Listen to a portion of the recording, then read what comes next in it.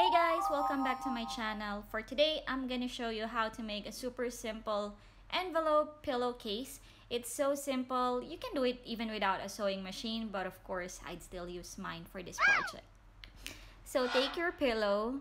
I got this from IKEA, by the way. It's the oversized throw pillow with feathers inside. And then measure it vertically and horizontally. Now that you have the measurement of your pillow, cut one side of the pillow cover from the fabric and it should come out as a perfect square, unless of course your pillow is not square. So here's one side of my pillow cover. For pillow covers, I don't normally put an allowance. As long as it's exactly the measurement of my pillow, I'm fine. It would fit anyway, it's a pillow. But if you want to put an allowance, it's totally okay. Then you need to decide where you want to put the opening of the cover. You can put it in the middle or a little bit higher. In my case, I want to put it 2 inches above the middle. My pillow measures 50 by 50 centimeters, and since I want the opening of the cover to be a little bit higher than the middle, the second piece of my pillow cover should measure 30 by 50 centimeters, but I added 1 inch of allowance for the hemming. Should look like this. Lastly, the third piece of the fabric, which will complete my pillow cover, measures 20 centimeters by 50, and again I added 1 inch of allowance for the hemming. Now that I have all the pieces of my pillow cover, the next step is for me to iron out the allowance for the hemming. So remember that additional 1 inch I added as an allowance. Fold it ½ inch and then another ½ inch and then iron it out. It would be easier for me to sew if I iron it, and it would look good aesthetically. Next, lay down all the pieces of your fabric, good side facing the good side. Make sure that the smaller piece comes first before the bigger one, and it has to overlap by at least ½ to 1 inch. A typical envelope pillow cover must overlap by at least 2 inches, and then you just sew all the sides and that's it. But because my pillow is a feather pillow, I need to put a Velcro or a zipper. For this project, I decided to use a Velcro because I totally forgot to buy the zipper, and it's easier this way. Also, later I'm going to show you why I had to put either a Velcro or a zipper for feather pillow covers.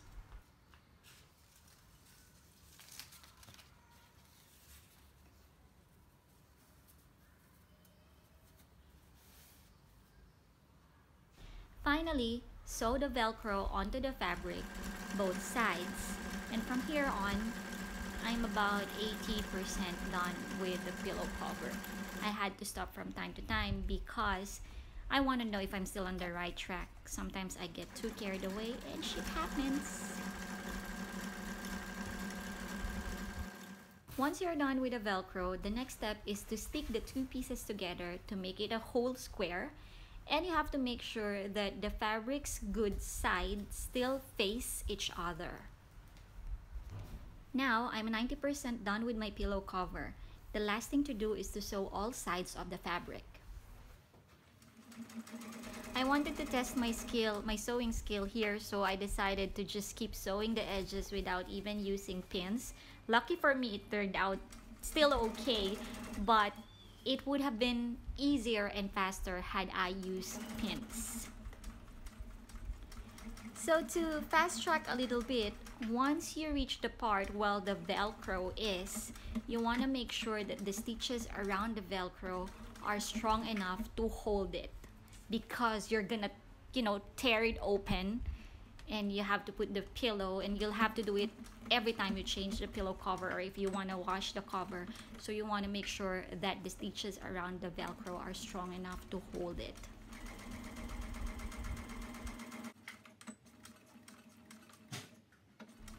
You want to do the same for every corner of the pillow cover. You want to make sure that it's strong enough to hold. Just do a couple of back stitches and that should do the trick.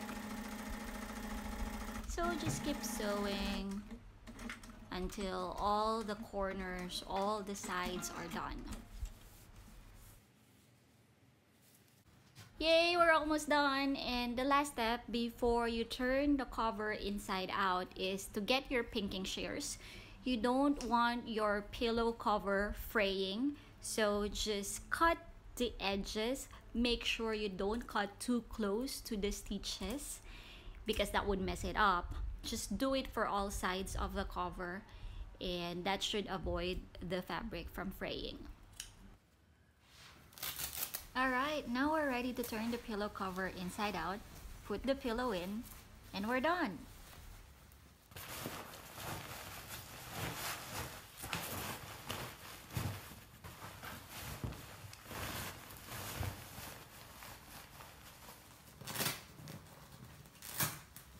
One thing that I realized with feather pillows is that it expands when the air starts to enter it.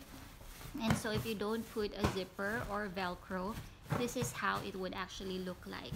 My very first pillow cover, envelope pillow cover, I didn't put a velcro nor zipper, and so it looks like this. It's not pretty. It doesn't look like the pillow is secured or intact inside, versus the one where, you know, where there's versus the one that has the velcro on it. It looks better aesthetically, and the pillow is intact. Hey, we're done! So I was able to make 6 throw pillow covers, and I spent 15 to 20 minutes per pillow. It's super simple. I hope you try it. And if you find this video helpful, please hit like or leave a comment.